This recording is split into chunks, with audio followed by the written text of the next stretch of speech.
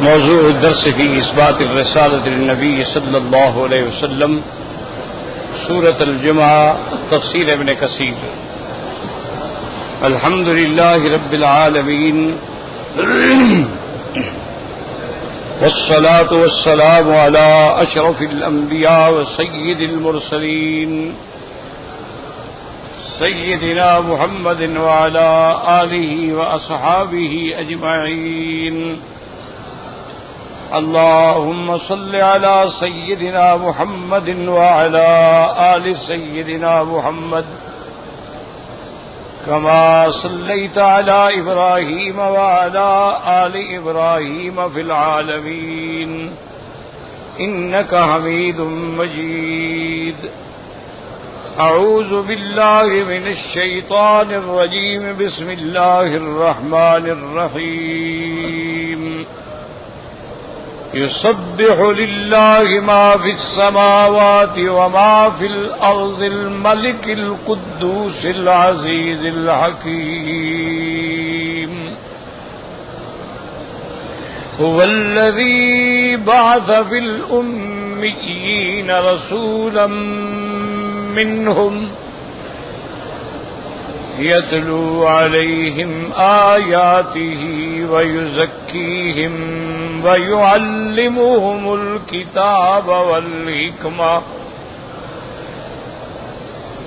وإن كانوا من قبل لفي ضلال مبين. وآخرين منهم لما يلحقوا بهم وهو العزيز الحكيم.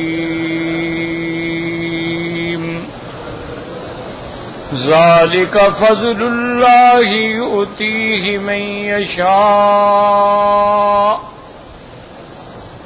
والله ذو الفضل العظيم.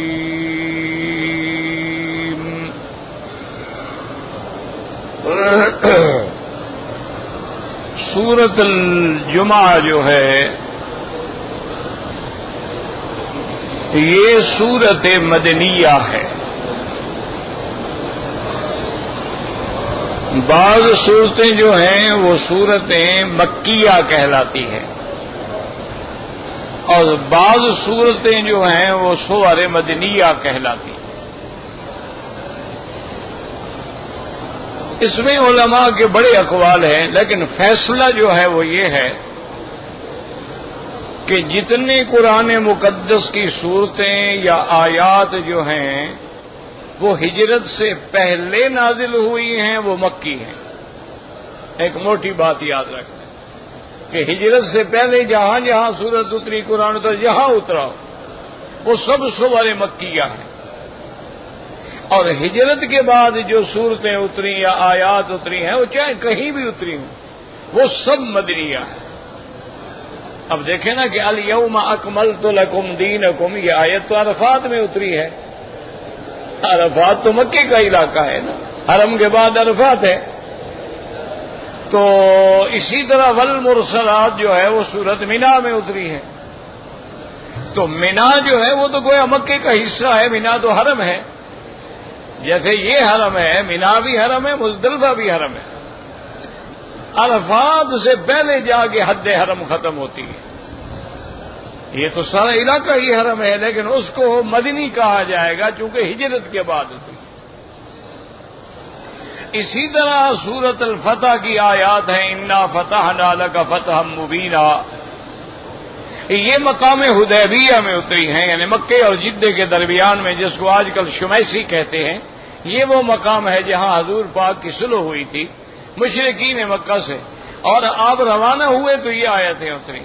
تو یہ حدیبیہ تو مکے کا علاقہ ہے لیکن ہم اس کو مدنی کہتے ہیں. وجہ کیا ہے کہ تمام صورتیں جو بھی ہجرت کے بعد اترے گی وہ مدنیہ ہوگی. بس ایک موٹی بات یاد رکھیں.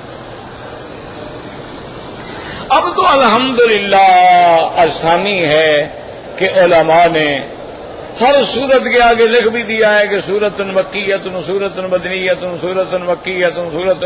اب تو کوئی مشکل ہے نہیں نا، جب آدمی قرآن شریف پڑھتا ہے تو سورت میں لکھا ہوتا ہے.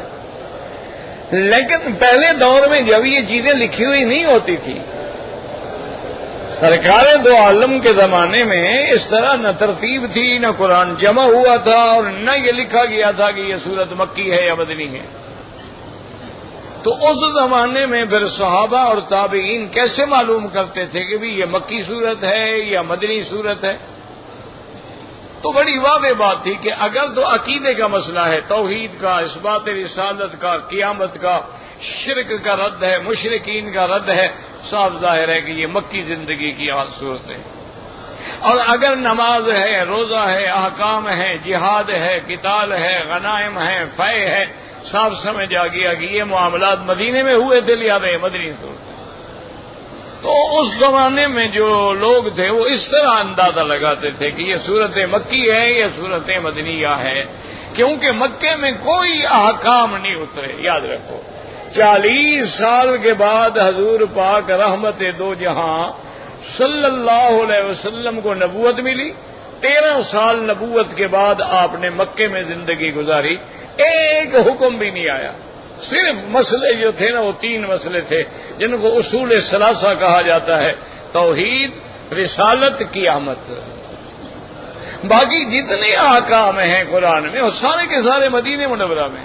مدینہ منورہ میں آپ کی 10 سال کی زندگی ہے، لیکن تمام احکام جو ہیں، نماز ہے اس کی تفصیل ہے، معراج کی رات نماز فرض ہو گئی، لیکن اس کی تنفیذ اور اس کے احکام اور شروط اور ارکان وہ سب مدینہ منورہ میں. اسی طرح زکوٰۃ کے احکام ہیں، اسی طرح حج کی فرضیت کے احکام ہیں، اسی طرح جہاد کے احکام ہیں، اسی طرح اموال غنیمت اور اموال فے کا کیا فرق ہے، اسی طرح حدود ہے کہ بھئی قتل کا کیا حدود ہے، اور زنا کی کیا حد ہے، اور شراب کی کیا حد ہے، اور تہمت لگانے والے کے سارے احکام مدینہ منورہ میں آئے. تو یہ سورۃ الجمعہ جو ہے، یاد رکھو یہ بھی مدنی سورت. اور اس صورت میں سب سے پہلے تو اللہ تبارک و تعالی کی تنزیہ اور تقدیس کا بیان ہے، اس کے بعد پھر حضور صلی اللہ علیہ وسلم کی رسالت کا بیان ہے، اس کے بعد پھر وظائف رسالت کا بیان ہے. بات سمجھیں. سب سے پہلے تو اللہ تبارک و تعالی نے فرمایا: سبح للہ ما فی السماوات وما فی الارض. یاد رکھیں یہ سبح، اور قرآن پاک میں کسی سورت کی ابتدا میں آتا ہے سبح للہ، اور کسی جگہ امر کے صیغے میں ہے سبحوہ بکرۃ وأصیلا. تو سبح یسبح ماضی کا صیغہ ہے، مضارع کا صیغہ ہے، امر کا صیغہ ہے. اس کی وجہ یہ ہے کہ اس میں اشارہ ہے کہ کوئی دور، کوئی وقت، کوئی زمانہ، کوئی گھڑی ایسی نہیں گزری، کوئی سیکنڈ ایسا نہیں گزرا جس میں اللہ کی تسبیح بیان نہ کی جاتی ہو. اس لیے ماضی کا صیغہ بھی آیا سبح للہ، اور مضارع حال اور استقبال پہ دلالت کرتا ہے یسبح للہ. اور بعض علماء حال اور استقبال استمراری، یعنی اللہ کی تسبیح بیان کرتے ہیں، پاکی بیان کرتے ہیں، اب بھی کر رہے ہیں اور آئندہ بھی کرتے رہیں گے. تو یہاں مضارع کا صیغہ آیا، اور کسی جگہ اللہ نے اپنے نبی کو حکم دیا سبحوہ بکرۃ وأصیلا، اے میرے پاک پیغمبر اللہ کی تسبیح بیان کرو. اور کہیں اللہ پاک نے قرآن میں حکم دیا فسبح باسم ربک العظیم، اور کہیں اللہ نے حکم دیا سبح اسم ربک الاعلی.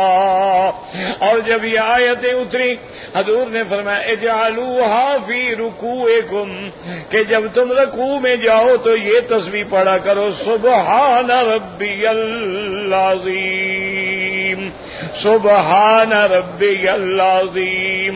اور جب آیت اتری سبح اسم ربک الاعلی حضور نے فرمایا اجعلوها فی سجودکم اس کو اپنے سجدے میں پڑھا کرو سبحان ربی الاعلی سبحان ربی الاعلی. اور اللہ نے جب حکم دیا سبح بحمد ربک حین تقوم میرے محبوب جب آپ اٹھیں یعنی نیند سے اٹھیں یا مجلس سے اٹھیں ہر حال میں اللہ کی تسبیح و تحمید بیان کریں. تو اس لیے حکم ہو گیا سبحانک اللہم وبحمدک وتبارک اسمک وتعالی جدک. اللہ کے نبی نے حکم دیا کہ اس کو ثنا میں پڑھو نماز کی ابتدا کے اندر پڑھو. اور یاد رکھیں کہ اور روایات میں یہ بھی آتا ہے کہ بعض علماء نے بعض روایات میں کہ تسبیح رکوع کے اندر جو ہے سبحان ربی العظیم اس کو نے یہ بھی پڑھا سبحان ربی العظیم وبحمدہ. اور بعد نے آیا سبحانک یا عظیم. اور بعد نے پڑھا سبوح قدوس ربنا ورب الملائکۃ والروح. اور اسی طرح سبحان ربی الاعلی بعض علماء نے پڑھا سبحان ربی الاعلی وبحمدہ. اور اسی طرح جب ہم نماز شروع کرتے ہیں تو بعض علماء نے ثنا میں پڑھا اللہم باعد بینی وبین خطایایا کما باعدت بین المشرق والمغرب انی وجہت وجہی للذی فطر السماوات والارض حنیفا وما انا من المشرکین. لیکن یاد رکھیں کہ امام ابو حنیفہ رحمت اللہ علیہ اللہ تمام ائمہ کی مزاروں پہ قبروں پہ رحمت فرمائے اور ان کے مزارات کو منور فرما دے. لیکن یاد رکھیں کہ امام صاحب جو ہیں ان کا موقف یہ ہے کہ سب سے پہلے وہ اللہ کے قرآن سے استدلال کرتے ہیں. اگر قرآن میں کوئی چیز نہ ملے تو پھر حدیث رسول اللہ کی طرف جاتے ہیں. تو اس لیے امام صاحب فرماتے ہیں کہ بھائی روایات میں اللہم باعد بینی و بین خطایا یہ موجود ہے لیکن قرآن کے مطابق سبحانک اللہم وبحمدک ہے کہ اللہ نے قرآن میں فرمایا سبح بحمد ربک حین تقوم. تو اس لیے وہ کہتے ہیں کہ ثنا میں یہ پڑھا جائے تو یہ سب سے افضل ہے چونکہ حکم قرآن ہے. وہ کہتے ہیں آپ رکوع میں کچھ بھی پڑھ سکتے ہیں لیکن سبح اسم ربک العظیم جو ہے وہ قرآن کا حکم ہے. بھائی بیٹھ جاؤ نا مہربانی کرو بیٹھ جائیں. ایک بعد میں آتے ہیں اور ایک لوگوں کی گردنیں پھلانکتے ہیں انا للہ و انا الیہ راجعون. بعد میں آؤ تو پھر بعد میں بیٹھو. کسی کے اوپر سے گزر کے آنا شریعت میں جائز نہیں ہے. جو پہلے آ گیا اس کا حق ہے. تو اب امام صاحب فرماتے ہیں کہ بھائی آپ اس تسبیح جو ہے رکوع میں صرف وہی پڑھیں سبحان ربی العظیم اور سجدے میں وہی پڑھیں سبحان ربی الاعلی. کیوں؟ یہ قرآن کے مطابق. اس لیے ان کے دلائل جو ہے نا ان میں بڑا زور ہوتا ہے. اچھا بعض علماء نے جمع کر دیا. بعض فقہا نے دونوں اقوال کو جو انہوں نے کہا امام صاحب کی بات بھی ٹھیک ہے. انہوں نے کہا ایسا کرو کہ جب فرض نماز ہو پھر تو وہی پڑھو سبحان ربی العظیم سبحان ربی الاعلی اور کوئی لفظ نہ بڑھاؤ. لیکن اگر آپ نفل نماز پڑھ رہے ہیں تو پھر جو مرضی ہے پڑھتے رہو سبحانک یا عظیم سبوح قدوس ربنا ورب الملائکۃ والروح. سجدے میں جاتے اللہم لک سجدت بک آمنت علیک توکلت الیک انبت اللہم اغفر لی ما قدمت وما اسررت وما اعلنت انت المقدم انت المؤخر. جو مرضی ہے پڑھو کیونکہ نفل نماز ہے. نفل کے اندر توسع ہوتا ہے نفل کے اندر وسعت ہوتی ہے اور فرائض کے اندر ایک لفظ بھی نہ بڑھائیں جو قرآن سے ثابت ہے اور جو حدیث مبارک سے ثابت. اب دیکھیں نا نماز میں اللہ اکبر. اچھا بعض روایت میں اللہ اکبر و کبیرہ اللہ اکبر کبیرہ والحمد للہ کثیرہ سبحان اللہ بکرۃ واصیلا، یہ بھی جائز ہے، لیکن تکبیر حضور پاک نے جو فرائض میں فرمائی ہے صرف اللہ اکبر ہے، اس میں زیادہ نہیں فرمایا، ورنہ تو جائز ہے۔ تو اس لیے علماء فرماتے ہیں کہ تہجد پڑھ رہے ہو، نفل پڑھ رہے ہو، پھر سارے کلمات پڑھتے جاؤ، جو مرضی ہے پڑھتے جاؤ، لیکن جب فرض نماز پڑھ رہے ہیں تو اس میں کوئی اپنی طرف سے اضافہ نہ کریں۔ اب دیکھیں نا، جب ہم نماز میں درود پڑھتے ہیں اللہم صلی علی محمد وعلی آل محمد کما صلیت، تو حالانکہ حضور سے بڑا سردار کون ہو سکتا ہے؟ حضور تو ساری امت کے سردار ہیں، ساری مخلوق کے سردار ہیں، اور حضور نے خود فرمایا کہ انا سید ولد آدم، میں تو تمام اولاد آدم کا سردار ہوں، اور پھر حضور کیوں سردار نہ ہوں کہ جن کے خادم، جن کی اولادیں بھی سردار ہیں، سیدہ شباب اہل الجنت الحسن والحسین، سیدہ کہول اہل الجنت ابی بکر و عمر، سید الشہداء حمزہ رضی اللہ تعالی عنہ، تو حضور تو پھر سب کے سردار ہیں نا۔ لیکن ہم نماز میں نہیں کہیں گے اللہم صلی علی سیدنا محمد، نماز میں کہیں گے اللہم صلی علی محمد وعلی، اب نماز کے باہر آپ کہیں اللہم صلی علی سیدنا حبیبنا شفیعنا محمد، کوئی حرج نہیں، کوئی بات نہیں، اس میں تو حضور کی جتنی ہم صفتیں بیان کریں گے کوئی بات نہیں، لیکن نماز میں ہم ادھر ادھر ایک حرف بھی نہیں پڑھا سکتے ہیں کہ جو حضور پاک نے نماز میں پڑھا ہے اور جو پڑھایا ہے اس سے زیادہ اللہم صلی علی محمد وعلی آل محمد کما صلیت علی ابراہیم وعلی آل ابراہیم فی العالمین وبارک علی محمد وعلی آل محمد کما بارکت علی ابراہیم وعلی آل ابراہیم فی العالمین انک حمید مجید، یہ حدیث سے ثابت ہے۔ تو اس لیے ہمیشہ یاد رکھو عشق کا معنی ہی یہی ہوتا ہے۔ ایک بات یاد رکھو کہ عاشق جو ہے وہ اپنے محبوب کا مطیع ہوتا ہے، فرما بردار ہوتا ہے، غلام ہوتا ہے، وہ تو اشارے پہ کٹ مرنے والا ہوتا ہے کہ جو حضور نے حکم دیا ہے دنیا بدل جائے حضور کا حکم قائم رہے گا۔ ہمیشہ ایک بات یاد رکھا کریں، یہ تو ویسے دنیا میں بڑے جھگڑے پیدا ہو گئے ہیں، اللہ معاف کرے، اور اگر کوئی سمجھانے کی کوشش کرے تو ایک الزام موجود ہے جو انگریزوں نے ہمارے لیے بنایا تھا، وہابی، اس کی بنیاد انگریزوں نے رکھی تھی کہ بھی جو اللہ کا نام لے، جو دین کا نام لے، اسلام کا نام لے، قرآن کا نام لے، وہ وہابی ہے، اور جو ماشاءاللہ حجرے مجرے گانے قوالیاں اور اس کے بعد جناب عرس شریف، مزار شریف اور 11ویں شریف اور 12ویں شریف، یہ اہل سنت ہے ماشاءاللہ، یعنی جو مکمل بدعات میں گھرا ہوا ہے، مجسمہ بدعت ہے، وہ اہل سنت ہے۔ انا للہ و انا الیہ راجعون، اور کیا کہہ سکتے ہیں؟ تو یہ خدا کی شان ہے۔ اچھا، میں تو کبھی کبھی سوچتا رہتا ہوں ایک طالب علم کی حیثیت سے کہ ابھی عیسیٰ علیہ السلام اور حضور کا ذکر اکٹھے آ رہا ہے نا، پہلی صورت میں حضرت عیسیٰ علیہ السلام کا ذکر، اس صورت میں آ رہا ہے میرے مدنی پاک کا ذکر آ رہا ہے۔ اچھا، عیسیٰ علیہ السلام کے بارے میں بھی کتنی جماعتیں بنی تھی؟ 3 جماعتیں۔ عیسیٰ علیہ السلام کے ماننے والے جو تھے ان میں 3 لوگ پیدا ہوئے۔ ایک تو وہ تھے جو بالکل کھرے دین پہ تھے، عیسیٰ علیہ السلام کے دین پہ تھے، ان کا عقیدہ تھا بھی عیسیٰ علیہ السلام اللہ کا رسول ہے، اللہ کا نبی ہے، اور اللہ نے ان کو آسمانوں پہ اٹھا لیا۔ اور ایک جماعت تھی، انہوں نے کہا نہیں کمال کرتے ہو، عیسیٰ علیہ السلام خدا کا بیٹا ہے، اس کے باپ کا نام بتاؤ۔ جب وہ بغیر باپ کے پیدا ہوا ہے، صاف بات ہے کہ اللہ میاں کا بیٹا ہے، نعوذ باللہ۔ ایک پارٹی وہ ہو گئی۔ اچھا، ایک پارٹی نے ترقی کر لی، انہوں نے کہا کہ بھائی نہیں، اصل میں یہ ہے کہ عیسیٰ علیہ السلام خود الہ ہے، خود خدا ہے، بس عیسیٰ کے پردے میں آیا ہے، ورنہ ہے خدا۔ یہ اللہ کا قرآن ہے، لقد کفر الذین قالوا ان اللہ هو المسیح ابن مریم، حقیقت پکی بات ہے، جنہوں نے کفر کیا انہوں نے کہا اللہ خود مسیح ہے۔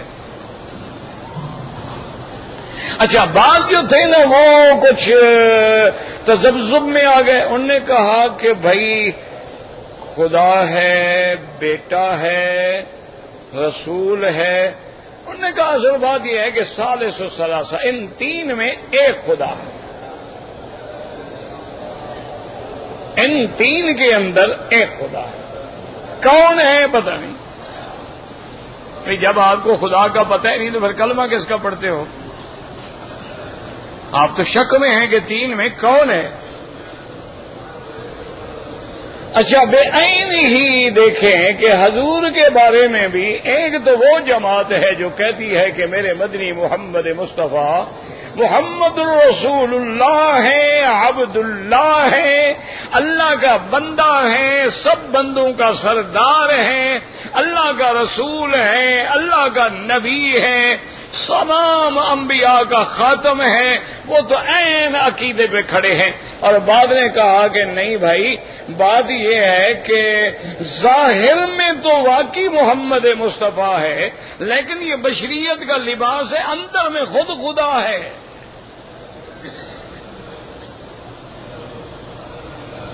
اب دیکھیں وہی عقیدہ آ گیا نہیں جو کافروں نے کہا تھا کہ عیسیٰ علیہ السلام خدا ہے. ہمارے مسلمان نے بھی کہا او بھائی بشر کا تو لباس ہے، یہ بشریت کا جو ہے یہ تو پردہ ہے، اس میں آپ نے اپنے آپ کو چھپایا ہوا ہے. اور اگر یہ پردہ ہٹا دیا جائے، انہوں نے کہا دیکھو مثلا احد اللہ کی صفت ہے. احد کس کی صفت ہے؟ اچھا، اور احمد کس کا نام ہے؟ ہاں جی، وہ کہتے ہیں میم کا پردہ ہی ہے نا، میم نکال لو تو کیا بن جائے گا؟ وہ کہتے ہیں حضور کے نام سے میم نکال لو، احد ہو گیا نا. وہ کہہ رہے یار یہی تو پردہ ہے نا، یہی تو راز ہے جس کو یہ وہابی بیچارے سمجھتے نہیں ہیں. ان کا تو عقل کوڑا ہے، یہ تو بس قرآن حدیث کو چمٹے ہوئے ہیں. ان کا اور تو ان کو پتہ ہی نہیں، ان کی باطن کی آنکھیں تو ابھی کھلی نہیں ہیں. تو اصل میں یہ میم کا پردہ، بس میم کو نکال دیا، یعنی اللہ کے نبی کے نام سے میم کو نکال لو. کون ہے دنیا میں نکالنے والا؟ اچھا، اگر کوئی آدمی قرآن سے ایک حرف نکال دے، ایمان سے کیا مسلمان ہے کہ کافر؟ آپ بتائیں، میں نہیں کہتا، میں تو وہاں بھی ہوا نا، ہمیں تو ٹھپا لگا ہوا ہے نا. آپ فیصلہ کریں اللہ کے حرم میں اگر خدا کے قرآن میں سے ایک حرف نکال دے کوئی، مسلمان ہے یا کافر؟ اچھا، زبر کے بجائے پیش پڑھ دے انعمت علیہم، کہہ دے انعمت علیہم، تو کیا ہو جائے گا؟ کافر ہو جائے گا. اچھا، تو لفظ احمد قرآن میں آیا ہے مبشرم برسول یاتی من بعد اسمہ احمد. اگر میم نکالو گے تو کیا ہو جاؤ گے پھر؟ تو یہ جو ہے نا، یاد رکھیں یہ جتنے باطل فرقے ہیں نا، ان میں ظنیات ہوتے ہیں، توہمات ہوتے ہیں، شبہات ہوتے ہیں، تعویلات ہوتے ہیں، حقیقت کچھ نہیں ہوتی، صرف بنائی جاتی ہیں باتیں کہ یہ جی اچھا، انہوں نے ایک نے کہا کہ بشریت کا لباس ہے، بشریت کا لباس ہے، اندر میں خدا ہے. اچھا جی، اچھا، بعد ایک تیسری جماعت بھی تھی، وہاں تھے نا جو تین میں ایک ہے، وہی چکر میں تھے نا. اسی طرح ہمارے مسلمان بھی ہیں، وہ کہتے ہیں جی حقیقت محمد دی پاک ہو ہی نہیں سکتا. وہ کہتے ہیں کہ حضور کی حقیقت کا کسی کو پتہ چل ہی نہیں سکتا. ادھر چپ کی جگہ ہے، اللہ کوئی نہیں سکتا، بس خاموش ہے، پتہ نہیں حضور کی حقیقت کیا ہے، خدا ہے کہ نبی ہے کوئی پتہ نہیں، چپ کرو بس. وہ کیا کہتے ہیں تین میں ایک ہے، چپ کرو بس، پتہ نہیں کون ہے. تو یہاں بھی وہی فرقے پیدا ہوئے. اچھا، اسی طرح آپ دیکھ لیں ایمان سے کہ آج بھی دنیا میں کہ سالگرہ منانا جو ہے، ایمان سے کہیں نصارہ اور یہود کا کام ہے کہ نہیں ہے؟ بھائی کرسمس مناتے ہیں، سالگرہ مناتے ہیں، جب بچہ پیدا ہوتا ہے باقاعدہ کیک رکھا جاتا ہے، جتنے سال گزر گئے اتنی شمع لگائی جاتی ہیں، پھر اس کو بلایا جاتا ہے، پھونکے مار کے شمع بجھاتا ہے کہ بھی اتنے سال میرے گزر گئے، اور اس کے بعد کیک کاٹ کے کھایا جاتا ہے، پھر ہیپی برتھ ٹو یو کے نعرے لگائے جاتے. تو یہ ان کی رسم ہے کہ نہیں ہے؟ اچھا، اور ان کی جو تاریخ ہے 2011، یہ کیا ہے؟ میلادی ہے، یعنی اس کی تاریخ ابتدا کیا ہے؟ عیسیٰ علیہ السلام کے میلاد سے. تو یہ میلاد اور میلادی اور اس کے بعد یہ کس کی رسم ہے؟ ہم مسلمانوں میں بھی آ گئی. بھی 12 ربیع الاول کو ماشاءاللہ باقاعدہ میلاد مناتے ہیں۔ اچھا، اور آج تک یہ بھی شریف آدمی فیصلہ نہیں کر سکے بھئی اب تو دنیا بڑی آگے چلی گئی ہے نا، اب تو انٹرنیٹ کا زمانہ ہے، آپ 1000 سال پہلے کی اور 1000 سال آنے والی تاریخ بھی دیکھ سکتے ہیں۔ آپ مجھے ثابت کریں کہ حضور 12 ربیع الاول کو پیدا ہوئے ہیں، اور 12 ربیع الاول کو سوموار کا دن بنتا تھا۔ انٹرنیٹ پہ بیٹھ جاؤ، پڑھے لکھے لوگوں بحث کرو، حضور تو 9 ربیع الاول کو پیدا ہوئے ہیں شریف آدمی، 12 ربیع الاول تو وفات کی تاریخ ہے، آپ وفات والے دن جو ہے میلاد منا رہے ہیں، اس کا کیا کیا؟ کہو تو کہ دیکھا جی حضور کے گستاخ ہیں جناب، میلاد نہیں مانتے، عرس شریف نہیں مانتے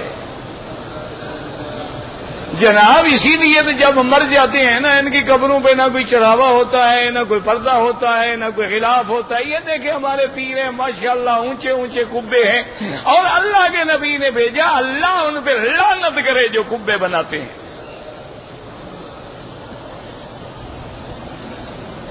اللہ کا نبی کہتا ہے، مولوی مکی نہیں، لعن اللہ الیہود والنصارى، حضور نے فرمایا اللہ یہود و نصارہ پہ لعنت کرے، اتخذوا قبور انبیائہم مساجدا، کہ جنہوں نے انبیاء کی قبروں کو سجدہ گاہ بنا لیا۔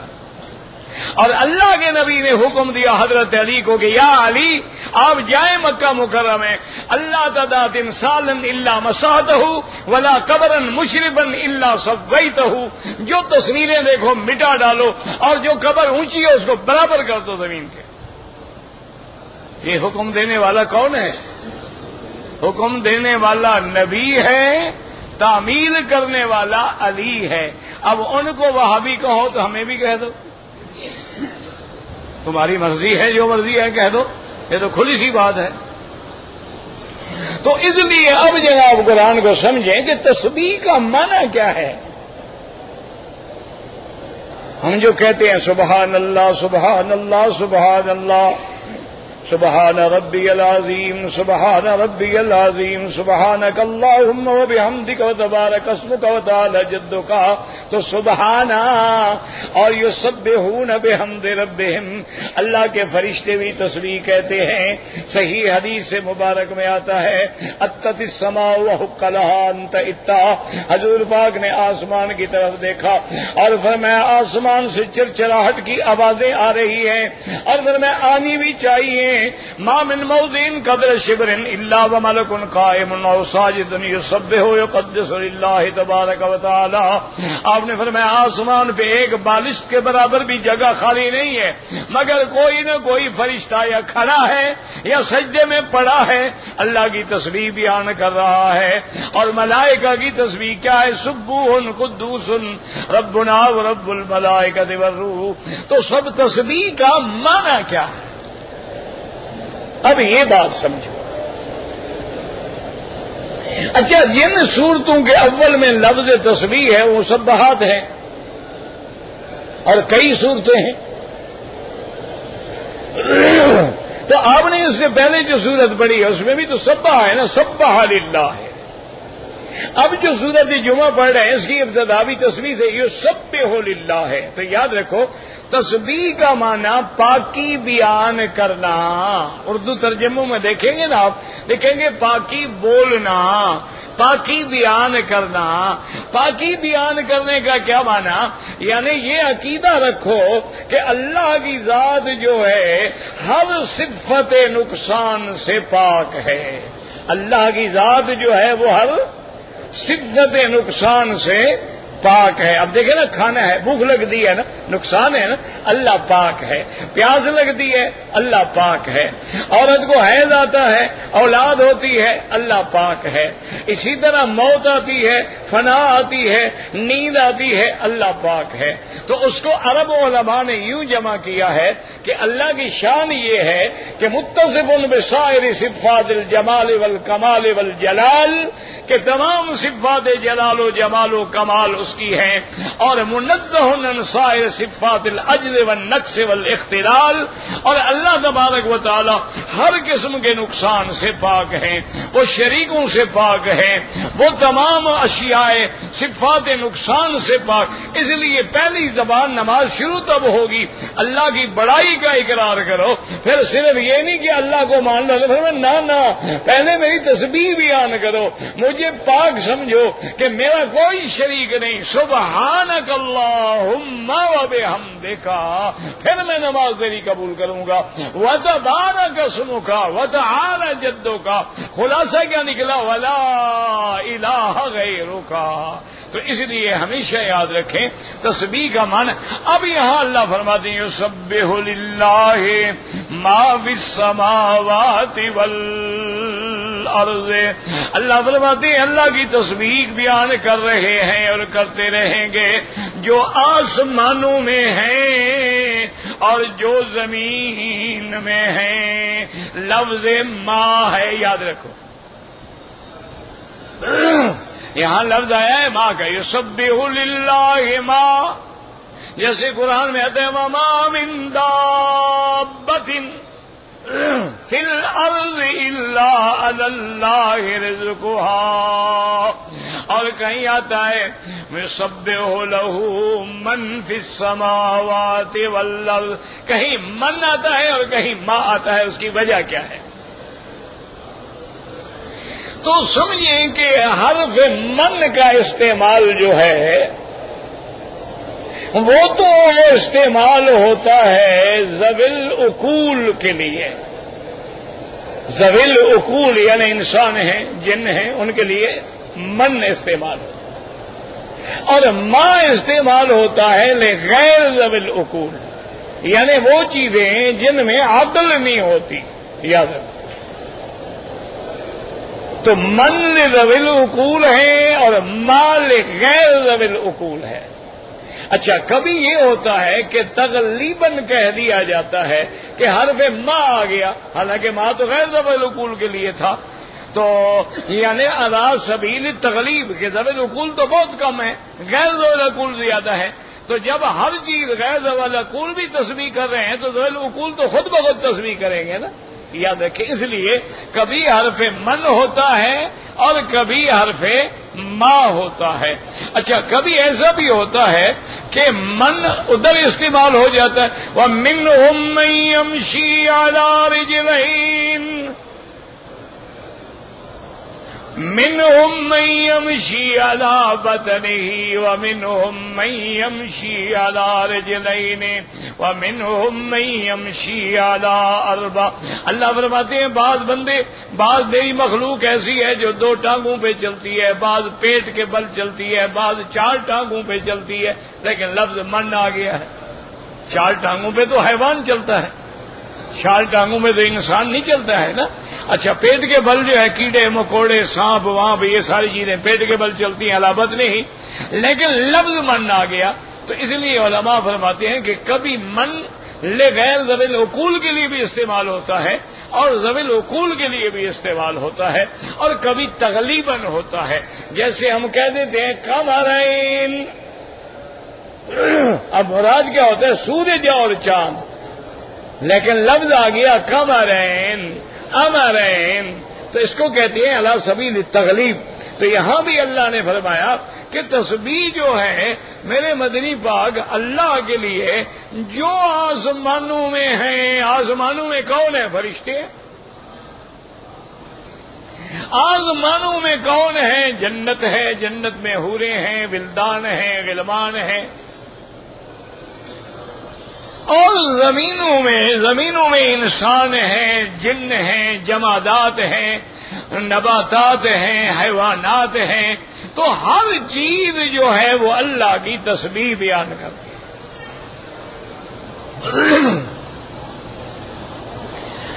اب حضور یہ بھی سمجھیں کہ ہر چیز تسبیح بیان کرتی ہے. کیا مانا؟ بھئی انسان تو کہتے ہیں سبحان اللہ، فرشتے بھی کہتے ہیں سبحان اللہ، جن بھی کہتے ہیں، جو مسلمان ہیں وہ بھی کہتے ہیں سبحان اللہ، وہ بھی نمازیں پڑھتے ہیں، وہ بھی حج کرتے ہیں، وہ بھی قرآن پڑھتے ہیں. جنوں میں بھی حافظ ہوتے ہیں، جنوں میں بھی علماء ہوتے ہیں، جنوں میں صحابی ہیں، تابعین ہیں، بڑے بڑے محدثین ہیں، فقہاء ہیں. جن بھی اللہ کی ایک مخلوق ہے نا. لیکن بات یہ ہے کہ بھئی نباتات ہیں، سبزیاں ہیں، درخت ہیں، پہاڑ ہیں، جانور ہیں، کیڑے مکوڑے ہیں، سانپ بچھو ہیں، تو ہر چیز کیسے تسبیح کرتی ہے؟ اس میں یاد رکھو دو قول ہیں۔ بعض علماء فرماتے ہیں کہ ایک تسبیح ہوتی ہے حالی، یاد رکھیں، اور ایک تسبیح کہلاتی ہے قولی۔ کیا معنی؟ کہ اس چیز کا وجود جو ہے وہ دلالت کر رہا ہے کہ میرا بنانے والا کوئی ہے،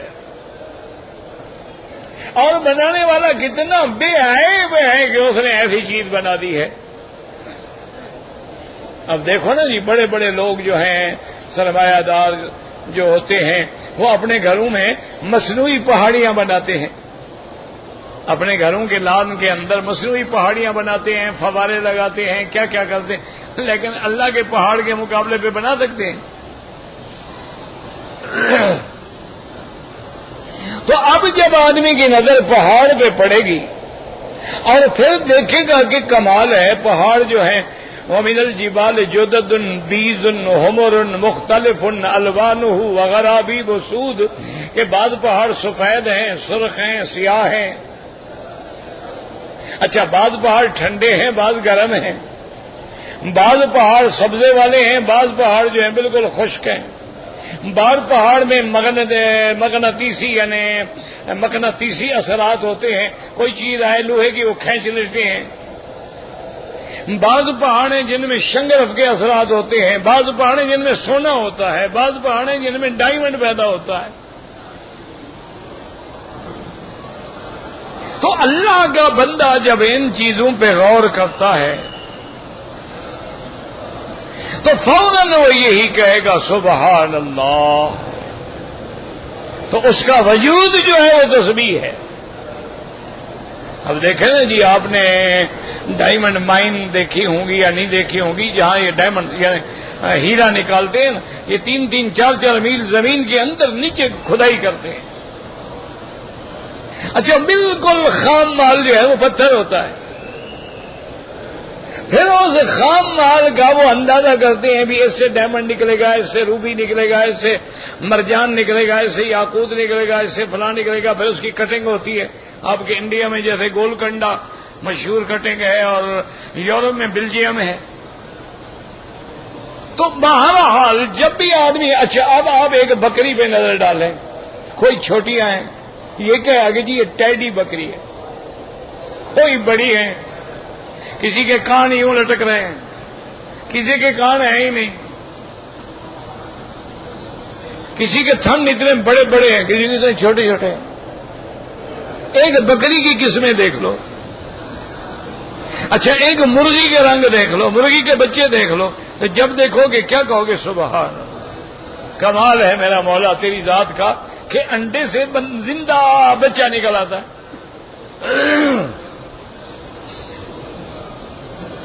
اور پھر وہ جب بچہ نکلتا ہے جیسے بالکل کپاس کا تھوڑا سا ایسا ہوتا ہے، رواں سا ہوتا ہے، اچھا بلی کو دیکھے تو فوراً ماں کی طرف بھاگتا ہے۔ اس کو کون سکھلا رہا ہے کہ بھی جب بلی آئے تو تمہاری پناہ جو ہے وہ ماں کے اندر ہے، ادھر بھاگنا ہے تم نے۔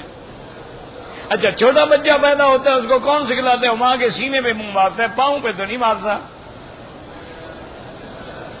کہ اس کو پتا ہے کہ میرا خزانہ رزق جو ہے اللہ نے سینے میں رکھا ہے۔ تو ان چیزوں کو جب ہم دیکھتے ہیں تو ان کا وجود دلالت کرتا ہے کہ اللہ کی ذات پاک ہے، سبحان اللہ، تو لہذا یہ تسبیح حالی ہے۔ اور بعض علماء فرماتے ہیں کہ اس تعویل کی ہمیں ضرورت ہی نہیں ہے، ہر چیز حقیقتاً تسبیح کرتی ہے۔ وَإِن مِّن شَيْءٍ إِلَّا يُسَبِّحُ بِحَمْدِهِ، کوئی چیز ایسی نہیں مگر جو اللہ کی تسبیح نہ کرے۔ وَلَٰكِن لَّا تَفْقَهُونَ تَسْبِيحَهُمْ، تم ان کی تسبیح کو سمجھ نہیں سکتے ہو۔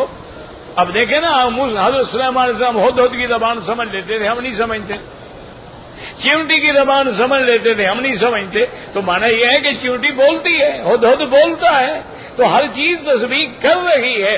اور اللہ نے حکم دیا تھا کہ جب میرا پیغمبر داؤد علیہ السلام میری تسبیح کرے، اللہ نے حکم دیا پہاڑوں کو کہ تم بھی میرے پیغمبر کے ساتھ تسبیح کرو.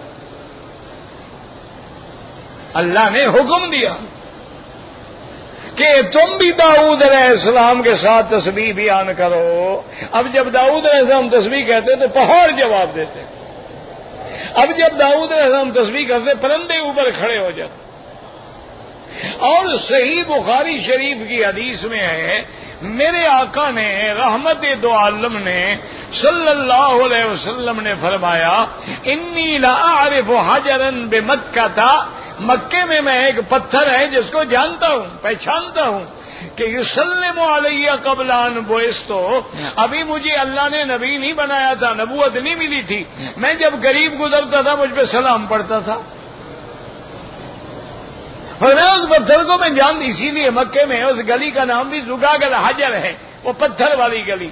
یہ جب آپ جائیں گے نا مروہ سے نکلیں گے، آگے جو گلی آتی ہے وہ ہے زقاق الحجر. اب تو خیر وہ سب حرم میں آ گیا، اب وہ جگہ تو نہیں رہی. اب تو بی بی خدیجہ کا گھر بھی اندر آ گیا، اب تو دار ام ہانی بھی اندر آ گیا، دار ارقم بھی اندر آ گیا. اب تو سارے وہ جو گھر تھے اللہ کے گھر میں آ گئے، اللہ کے حرم میں آ گئے ہیں. تو بہرحال اس کا معنی یہ ہوا کہ پہاڑ بھی تسبیح کہتے ہیں کہ حضور نے فرمایا کہ وہ پتھر مجھ پہ سلام کہتا ہے. حضور پاک جبل احد پہ کھڑے تھے کہ جبل احد کانپا، اس میں زلزلہ آیا.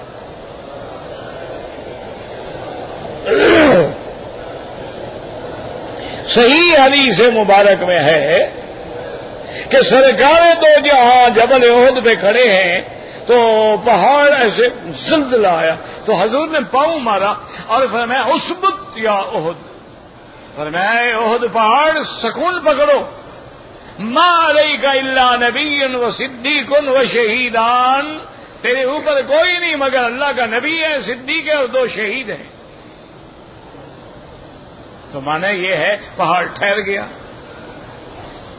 اچھا ہماری برادری بھی کوئی عجیب ہے یار، خدا کی شان ہے. ہماری برادری سے مراد ہوتا ہے میری مولوی برادری. ہماری برادری تو مولوی ہے نا بابا، اور کون ہماری برادری ہوتا ہے؟ وہ بھی عجیب ہے. وہ کہتے ہیں دیکھو وہابی جو ہے نا، جب ہم یہ دھمال کھیلتے ہیں وجد آ جاتا ہے، یہ کہتے ہیں بدعت ہے. پہاڑ جو ہے حضور جو کھڑے تھے وہاں دھمال کھیلنے لگ گئے. دیکھو انہوں نے کہاں سے حدیث ڈھونڈی ہے ماشاءاللہ.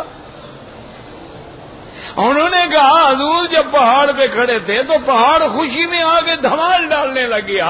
ہم اگر حضور کے نام پہ دھمال ڈالتے ہیں تو وہابیوں کو کیا تکلیف ہوتی ہے؟ میں نے اس سے کہا مولوی صاحب سے، میں نے کہا مولوی صاحب اگر حدیث پوری پڑھتے تو ہم پہ اعتراض نہ کرتے. کہتے کیا مطلب؟ میں نے کہا جب وہ پہاڑ دھمال کھیلنے لگا حضور نے کیا کیا؟ کہتے پاؤں مارا. میں نے کہا سیدھی بات کرو، جوتا مارا. پاؤں میں جوتا ہوتا ہے کہ کس میں ہوتا ہے؟ ہاتھ میں ہوتا ہے. حضور ناراض ہوئے کہ راضی ہوئے؟ اسبت یا احد. میں نے کہا ابھی جو دھمال کھیلے گا ہم بھی پھر وہی عمل کریں گے، ہم بھی حضور کی سنت پہ عمل کریں گے. وہابی کہو گلابی کہو تمہاری مرضی، جو مرضی ہے کہتے رہو. معنی یہ ہوا کہ اگر وہ دھمال ہے تو حضور اس میں خوش نہیں ہے، ورنہ حضور کہتے صحابہ سے بھی ڈرو نہیں، اس کو خوش ہونے دو، دھمال کھیلنے دو. حضور نے فرمایا اسبت یا احد ما علیک الا نبی و صدیق و شہید، تیرے اوپر ایک نبی ہے، صدیق ہے اور عمر شہید ہے. یہ معجزہ ہے میرے مدنی محمد مصطفیٰ کا صلی اللہ علیہ وآلہ. تو معلوم کیا ہوا کہ ہر چیز اللہ کی تسبیح کہتی ہے، لیکن ان کی زبان اپنی ہے جو ہم نہیں سمجھ سکتے ہیں. تو اللہ آپ کو بھی مجھے بھی صحیح تسبیح کہنے کی توفیق عطا فرمائے. اچھا کل جو ہے مجھے ایک تقریب میں جانا ہے، تو اب درس انشاءاللہ جو ہے وہ جمعہ کے دن مغرب کے بعد ہوگا، چونکہ پھر جمعرات ہے، جمعرات تو ویسے میرا درس نہیں ہوتا.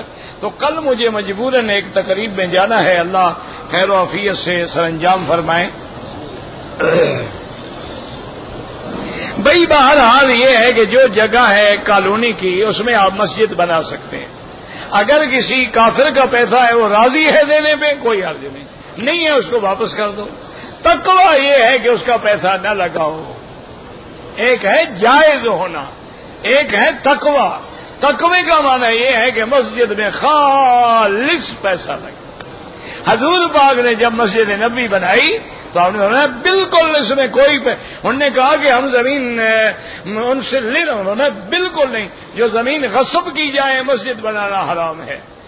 اگر حرام کے پیسے سے بنائی جائے، جیسے انشورنس کمپنیاں بنوا دیتی ہیں، بینک بنوا دیتی ہیں بڑی بڑی مسجدیں، ان میں نماز پڑھنا بھی جائز نہیں ہے۔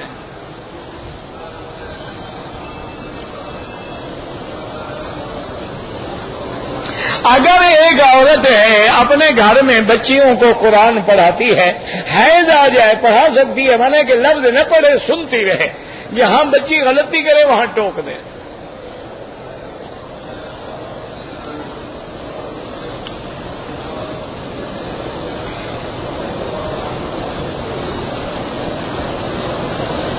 کہتے جی کہ ایک آدمی جو ہے نشے کی گولیاں کھاتا تھا، ایک دن گھر میں آیا تو اس کی بیوی کسی بات پہ لڑ رہی تھی، تو اس نے نشے میں آ کر بیوی کو طلاق دے دی۔ لیکن عجیب نشہ ہے کہ عربی کا لفظ طلاق اس کو یاد رہا نہیں، طلاق اردو کا لفظ ہے، عربی کا لفظ ہے۔ تو اس نشے والے کو کیسے آ گیا؟ نشے میں آگے ڈنڈا مار دیتا، نشے میں آگے دھکے دے کے گھر سے نکال دیتا، لڑ پڑتا، کپڑے چھین لیتا، کپڑے پھاڑ دیتا۔ یہ طلاق کا لفظ کہاں سے ڈھونڈ لیا؟ اب بہانے بناتے ہوئے طلاق ہو گئی۔ کبھی کہتے ہیں نشہ تھا، کبھی کہتے ہیں غصہ تھا۔ بھئی طلاق محبت میں بھی کوئی دیتا ہے، جب بھی دے گا غصے میں دے گا۔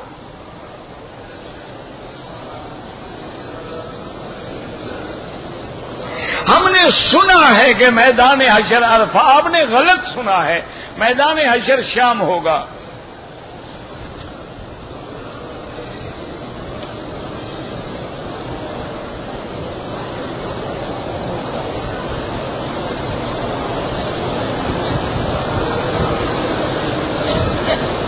مجھے میری اور بیوی کے درمیان میں جھگڑا تھا، میں دوسری شادی کرنا چاہتا تھا۔ بیوی نے کہا کہ اگر دوسری شادی کرتے ہو تو مجھے طلاق دے دو۔ اب ایمان سے کہیں، عورت کی دشمن عورت ہے یا مرد ہے؟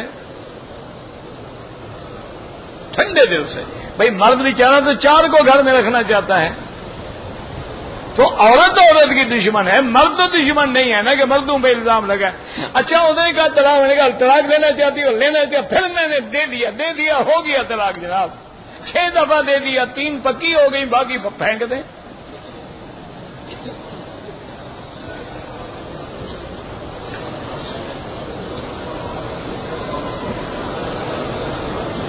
اگر کسی نے طواف عمرے کے دوران میں اللہ کے کعبے کے گھر سے استلام کیا ہے، وہ طواف ہی نہیں ہوا۔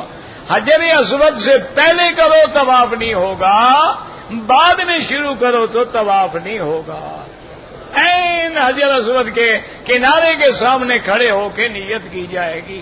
اس کا علاج یہ ہے کہ جلدی جلدی طواف دوہرا دے۔ ایک آدمی نے طواف کی 2 رکعت نہیں پڑھے، جب یاد آ جائے پڑھ لو، ابھی پڑھ لو، 2 دن 10 دن گزر جائیں پڑھ لو۔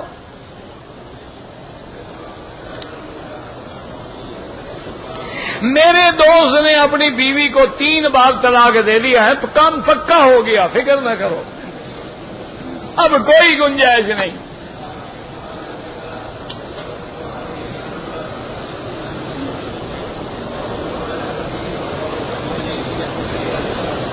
کہتے ہیں جی کہ سورۃ الفیل پڑھنے سے مجھے کسی نے کہا ہے جس کے متعلق پڑھیں اس پر موت آ جاتی ہے۔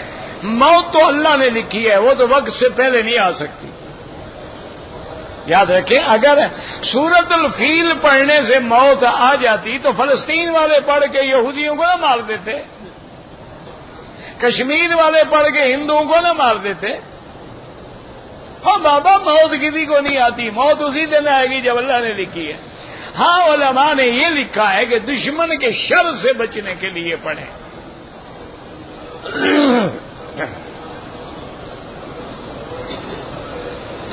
میں نماز جلدی جلدی پڑھتا ہوں، نماز ہوتی ہی نہیں، آرام سے پڑھیں. حتی تطمئن راکعا حتی تطمئن ساجدا، اطمینان جب تک نہ ہو نماز نہیں ہوتی.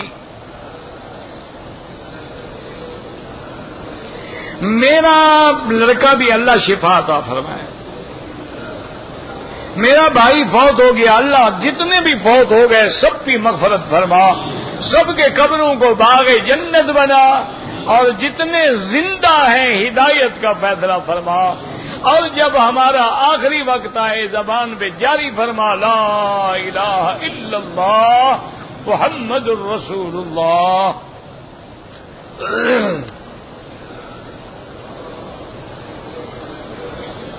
کہتا جی کہ میں مدینہ منورہ سے احرام باندھ کے آ رہا تھا،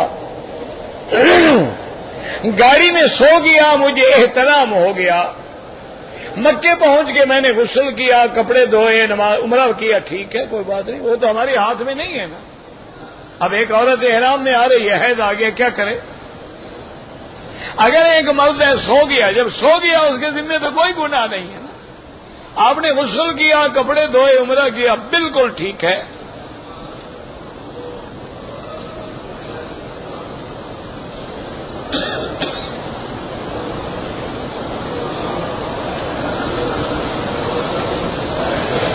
میرے والدین چاہتے ہیں کہ میں سعودی عرب میں رہوں، اور میں چاہتا ہوں کہ پاکستان میں رہوں. بہتر حال یہ ہے کہ 2 رکعت پڑھ کے استخارہ کر لو کہ یا اللہ میرا یہاں رہنا بہتر ہے یا وہاں جانا بہتر ہے. 1 رات، 2 رات، 3 رات پر جو اللہ دل میں ڈال دے عمل کرو.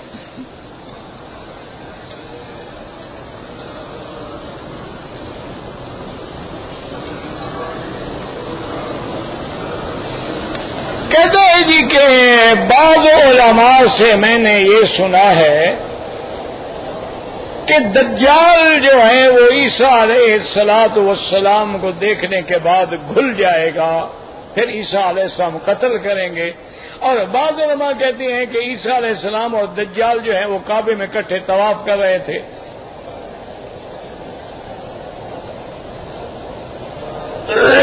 یہی وہ وجہ ہے میرے عزیز کہ حدیث پڑھنا جو ہے وہ بڑا آسان ہے لیکن سمجھنا بڑا مشکل. اسی لیے ہم کہتے ہیں کہ بغیر مربی کے مربع نہیں بنتا، بغیر امام کے نماز نہیں ہوتی، یا تو پھر اکیلے پڑھو. اب جناب مسئلہ یہ ہے، یہ دونوں باتیں ٹھیک ہیں. عیسیٰ علیہ السلام کا اور دجال کے طواف کے بارے میں ایک حدیث آتی ہے کہ حضور نے فرمایا کہ میں نے دیکھا ہے خواب میں کہ وہ طواف کر رہے ہیں. اور وہ حدیث بھی حضور پاک کی ہے کہ جب عیسیٰ علیہ السلام آئیں گے دجال باب لد میں ہوگا، یذوب کما یذوب الملح بالماء، ایسے گلنے لگ جائے گا جیسے نمک پانی میں گلتا ہے. تو معنی یہ ہے کہ طواف اگر کر رہا تھا تو اس وقت دجال نہیں بنا تھا، دجالیت کا دعویٰ نہیں کیا تھا. جب دجال بنے گا تو پھر حرم میں نہیں آئے گا. دجال بننے سے پہلے کوئی رہ جائے، لاکھ دفعہ رہ جائے. اب دیکھو نا، جب تک قادیانی نے نبوت کا دعویٰ نہیں کیا تو علماء بھی تو اس کے ساتھ ہوتے تھے نا. علماء نے ان کی کتابوں میں تقریریں لکھی ہیں. تو کافر تو تب بنے گا جب دعویٰ کرے گا. جب دجال نے دعویٰ ہی نہیں کیا تو مکے میں رہے، مدینے میں رہے، کہاں رہے؟ جب دجالیت کا دعویٰ کر لے گا پھر حرمین میں داخل نہیں ہوگا.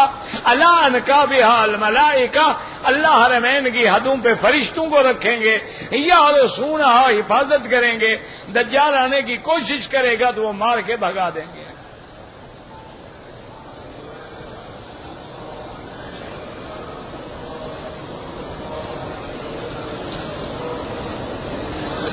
دو سال پہلے میں نے طواف زیارت کیا تھا. کسی عورت کے ٹکرانے سے میرا وضو ٹوٹ گیا. بڑا کچا وضو ہے یار، اللہ معاف کرے. عورت کے ٹکرانے سے وضو ٹوٹ جاتا ہے تو بڑا کچا وضو ہوا نا. بہرحال وہ طواف تمہارا بغیر وضو کے تم نے کیا تھا، اگر اللہ نے پیسہ دیا ہے تو ایک اونٹ ذبح کرو، اگر غریب ہو تو ایک دم ادا کرو، اور اگر مکے میں ہو تو ایک دفعہ طواف بھی دوبارہ کر لو، اسی نیت سے کہ جو میرا طواف خراب ہوا تھا اسی کو دوہرا رہا۔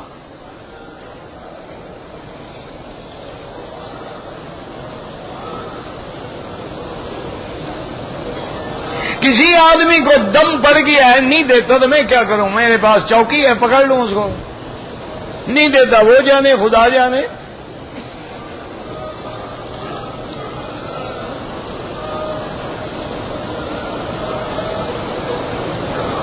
صفا مروہ کا 6 چکر لگایا، جو بچ گیا جا کے پورا کر لو۔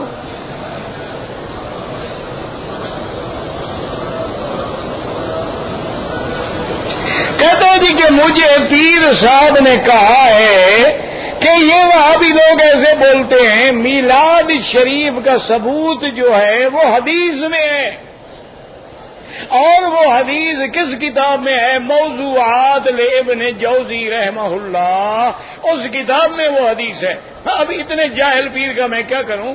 وہ کتاب جو ہے نا موضوعات مانا اس میں ساری گھڑی ہوئی حدیثیں ہیں، موضوعات مانا جو وجہ کی جائیں۔ ابن جوزی نے ان جھوٹی حدیثوں کو جمع کیا ہے تاکہ تمہیں پتہ لگ جائے کہ یہ جھوٹ ہے، یہ جھوٹ ہے، یہ جھوٹ ہے، یہ جھوٹ ہے۔ تو آپ کو مسئلہ بھی ان جھوٹی کتابوں میں ملا ہے۔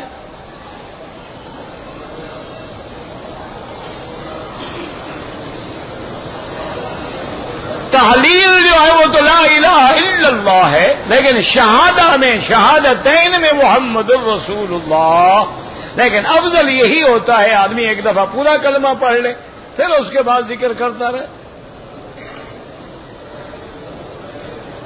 کہتے تھے کہ حمام میں جب میں داخل ہوا تو میں نے اسی ننگی حالت میں وضو کیا ہے۔ شریف آدمی ننگی حالت میں جب غسل ہو جاتا ہے تو وضو کیوں نہیں ہوا؟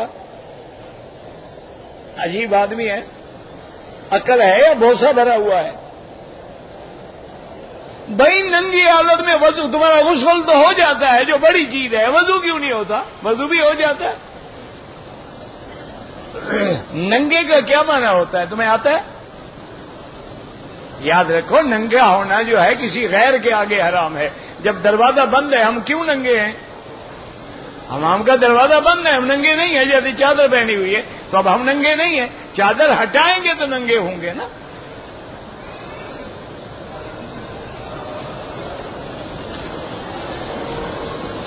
کہتے جی کہ یہاں جو مرغیاں بکتی ہیں جو باہر سے آتی ہیں ان کا کوئی اعتبار نہیں، نہ کھایا کریں۔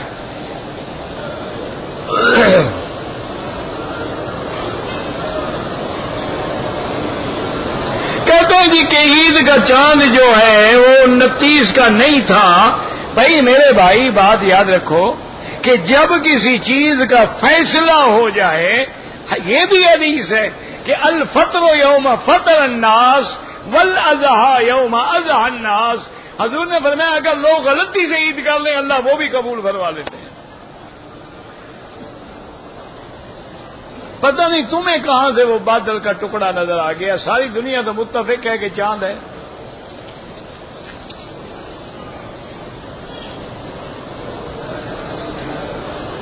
اگر ظہر کی نماز کے پہلے جو 4 سنتیں ہیں یاد رکھو، افضل یہ ہے کہ 2 رکعت کر کے پڑھیں، لیکن اگر 4 رکعت اکٹھی پڑھیں تب بھی جائز ہے، کوئی منع نہیں۔ جب 4 رکعت فرض پڑھنا جائز ہے تو 4 رکعت سنت پڑھنا بھی جائز ہے، لیکن افضل یہ ہے کہ رات کی نماز ہو تو 4 رکعت پڑھو، اور دن کی نماز ہو تو 2 رکعت کر کے پڑھو تو ثواب زیادہ ہے، افضلیت اسی میں ہے۔ اگر رات کی تہجد ہے جیسے بی بی عائشہ فرماتی ہے کان یصلی 4 حضور 4 رکعت پڑھتے تھے، فلا تسأل عن حسنہن وطولہن، اور حضور کی نماز جیسی خوبصورت نماز کون پڑھ سکتا ہے، اور حضور کی لمبی قرات کے مطابق کون قرات کر سکتا ہے؟ تو یاد رکھو 2 پڑھنا بھی جائز ہے اور 4 پڑھنا بھی جائز ہے۔ تم غم ان کا کرو جو پڑھتے ہی نہیں ہیں۔